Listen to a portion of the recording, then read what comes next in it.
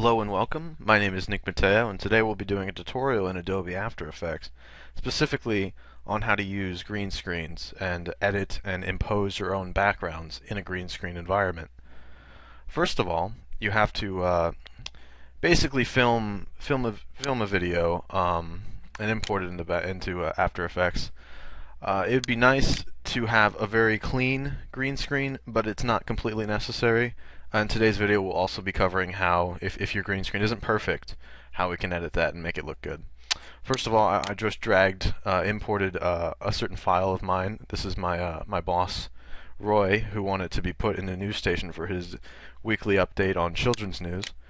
From here, I like to drag this into the new composition button. That brings it right down into the composition.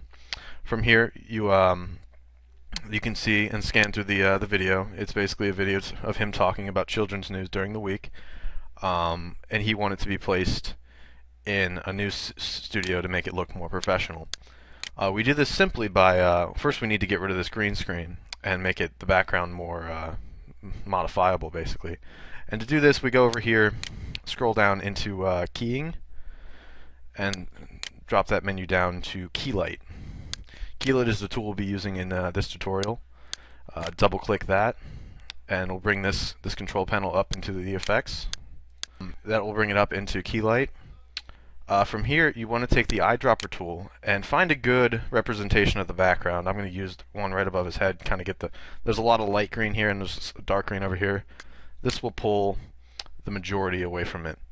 Now you can see that there's a slight disturbance around the head of our participant here, Roy. And we can clean this up. There's also a splotch here that can be changed. These is all done in your screen matte tools located here. There's two options, clip black and clip white. This will basically take the white and black and kind of like remove it from the clipping thing, what we're doing here. So this is a slider bar. You want to kind of find a good, if you go too far, you remove the image. But you want to find a good, like this will remove too much. You see the white splotch is still there. If you go further in, you kind of get a good feel of where he is, and then you could clip the white as well, make it more profound, but try to keep the edges off of him. From here, you have a blank background. And we go back to our project, and we want to put him, let's see, we want to put him in a new studio, so I grab this image off the internet, and from here we're just going to layer this. This is working on layers. This Photoshop and all Adobe products typically work on this layer system where the top one is in front of the back one, as you can see here. So we want to put him in front, and to resize, we want to be sure when we're resizing our video that we want to use the Shift key to scale properly. If you do not, it can get stretched and stuff like that. So you want to hold down Shift. That'll lock your margins, and you can go from there. So let's say we want to put them like right here. We want to zoom in a bit. Let's see. Click a little bigger. Then we want to put this. Angle this, and we use the same Shift margin or the Shift expand and deselect or shrink and enlarge with the same Shift to put him. And you just feel around a good spot where we can put him in this new studio. Simply you can do other images, like I know I wanted to put him in a nice mountain setting. With here we'll delete the and we'll put him in the mountains. We'll make him a little bigger, and from there you can see that the green screen is completely removed, and you could put him in just an array of different environments.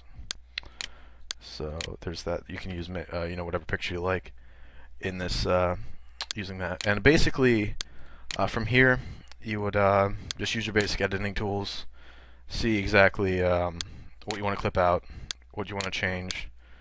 And when you're done, I'm assuming you know how to render, but you would just add to the render queue, select your settings, where you want to save it, what you want to save it as. It's very important. I find that using H.264, which is the MP4 format, make sure to also include audio at 48 kilohertz is also fine.